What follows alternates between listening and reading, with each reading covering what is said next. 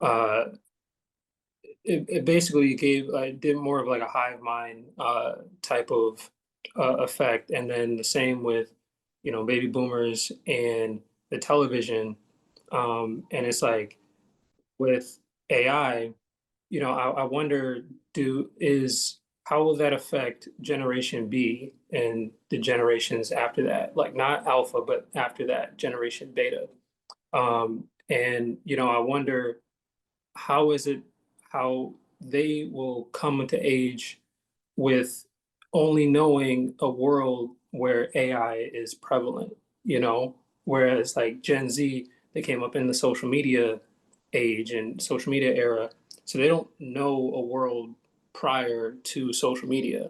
So I'm curious to see like how it affects Generation Beta, to where they don't have that frame of reference before AI, and you'll see like all these generative images and videos where, they'll have iconic figures like the Malcolm X's, Martin Luther King's, and so on and so forth. And they're just like, became like a parody or caricature of what their message actually stood for.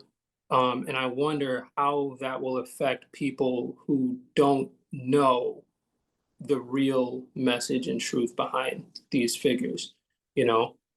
Yeah, yeah. I think really what it comes down to, what it's always been, is the power of true history and information. And that stretches deeply into the business and the financial. And I don't think people understand that. Like what people believe is what they buy.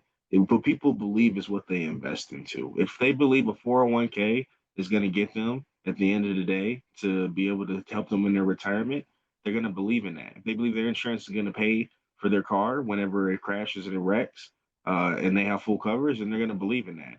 Whether or not it's actually going to take care of those situations, whether or not it will be a good outcome in the end. That's what the common belief for that person. They believe that's their right, due to whatever they paid for their month, and that is something that we have to really combat against in terms of letting a certain a certain narrative being brought into play. You see AI has been abused by some of the people who make AI programming right now. And this is why I'm glad we can do this conference, because I extremely stress to the people who are in this conference who are visiting that you need to get into AI technologies and business for your children. You need to do this for your sakes, because if you're not the ones writing the programs in the next 10 to 15 years, who knows what the narrative is going to be? Already, if you were to ask AI, what is Black culture? I'd be very impressed to see, that we all get the same answer, or even a general good answer. If you were to ask AI, what is Anglo-Saxon culture? It'll give it a definite answer. It'll give you a Webster answer. And I think that we need to make sure that we're not being undefined as things are happening, and or defined by people who don't know who we are. And if Yeah. culture jerking is going to happen, it's going to happen. People are going to snatch at our culture and do things that we do, and that's okay. People are going to really not understand what history really meant to us, because they're going to make fun of it and make light of certain situations, and that's okay.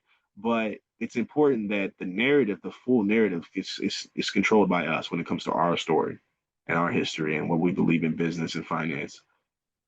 Yeah, and that's a really good point.